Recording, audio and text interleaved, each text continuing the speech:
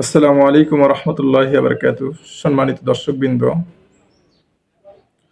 সমস্ত দেশবাসীর উদ্দেশ্যে যে একটা বার্তা দিতে চাই। আজকে জামাত ক্ষমতায় যাওয়ার জন্য তারা লাফিয়ে উপর দিকে উঠতেছেন। ছাত্ররা যে নাগরিক কমিটির যে একটা দল করেছেন, তারাও ক্ষমতায় যাওয়ার জন্য হুড়াহুড়ি পারাপারি যা করার দরকার সবকিছু করতেছেন। বিএনপি পলিটিক্স করে সরকারে থাকার জন্য তারাও কিন্তু আপ্রাণ চেষ্টা করতেছেন, বাট সকলেই সকলের জায়গা থেকে চেষ্টা করতেছেন। এই সবগুলোর দলের মধ্যে থেকে আমার কাছে বিএনপির চেয়ারম্যান তারেক রহমান সাহেব, উনি যে কথাগুলো বলতেছেন ভার্চুয়ালি, আর কথাগুলো অনেক সুন্দর, ভালো কথা বলতেছেন। কিন্তু বিএনপির কিছু চাটার দল আছে, হাইব্রিড কিছু নেতা আছে, যারা গ্রামে গঞ্জে নানান ধরনের যে কিছু কিছু 2 টাকা 10 টাকা 5 টাকা খাওয়ান না চাটার পার্টি যেগুলো আছে, ওই হাইব্রিড নেতাগুলা বিএনপির বদনাম করতেছে। আমরা জামাতেও ঘুরছি, বিএনপিতেও ঘুরছি, বাট আমরা তো বিএনপির পরিপূর্ণ আমরা সাপোর্ট করি, বিএনপিকে ভালোবাসি। কিন্তু বিএনপির এই চাটার দলের কারণে, বিএনপির এই চাটুকারিতার কারণে, কিছু কিছু কারণে বিএনপি আজকে অপদস্থ, অপমানিত বিভিন্ন জায়গায় বিভিন্ন স্থানে।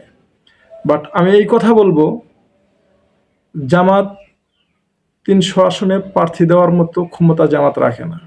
ওই যে এনসিপি যারা নাগরিক কমিটি করেছেন, ছাত্র সমাজ যদি নির্বাচন করে, সঠিক যদি নির্বাচন হয়, সমস্ত আসনেই কিন্তু বিএনপি পাবে, কোনো দল পাবে না।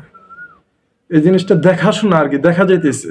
যে যত যাই বলুক, একদিনেই আপনি দল গঠন করে আপনি সরকার গঠন করে ফেলাবেন, এত সহজ না। বিএনপি একটা পাওয়ারফুল দল, এটা আজকের দল না। তবে আমি একটা জিনিস বলবো, তারেক রহমান সাহেব দেশ যদি চালায়, তারেক রহমান সাহেবের দ্বারা দেশ সুন্দরভাবে চলবে। কারণ তার ভিতরে দেশ চালানোর যে যোগ্যতা অর্জন তারেক রহমান সাহেবের আছে। বাট এই চাটার দল বালুর ব্যবসা করে খায়, মগলা বন্দর দখল করেন, ওই মাছ ব্যবসায়ী যারা বাজারে গিয়ে বাজার দখল করে, এই সমস্ত চাটুকারিতার কারণে, এই সমস্ত চাঁদাবাজদের কারণে, ওই যে দোকানে 10 টাকা 5 টাকা চাঁদা নেওয়ার কারণে আজকে বিএনপির বদনামগুলা হচ্ছে। আজকে ফ্যাসিস্ট শেখ হাসিনা চলে যাওয়ার পরে যদি এই চাটার দলগুলা যদি চারতেই থাকে, তাহলে শেখ হাসিনার সাথে বিএনপির সাথে পার্থক্য তো কোনো কিছু নাই।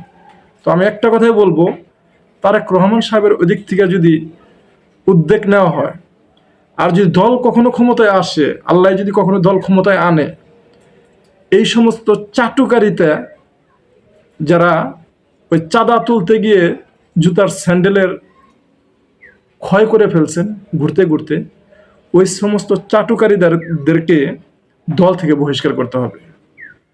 কারণ এই সমস্ত লোক যদি দলে থাকে, এই লোক দলে থাকার কারণে বিএনপির বদনাম, বিএনপির মহাসচিবের বদনাম, বিএনপির প্রেসিডেন্ট যে থাকবেন তার বদনাম, পুরো দলেরই বদনাম হয়।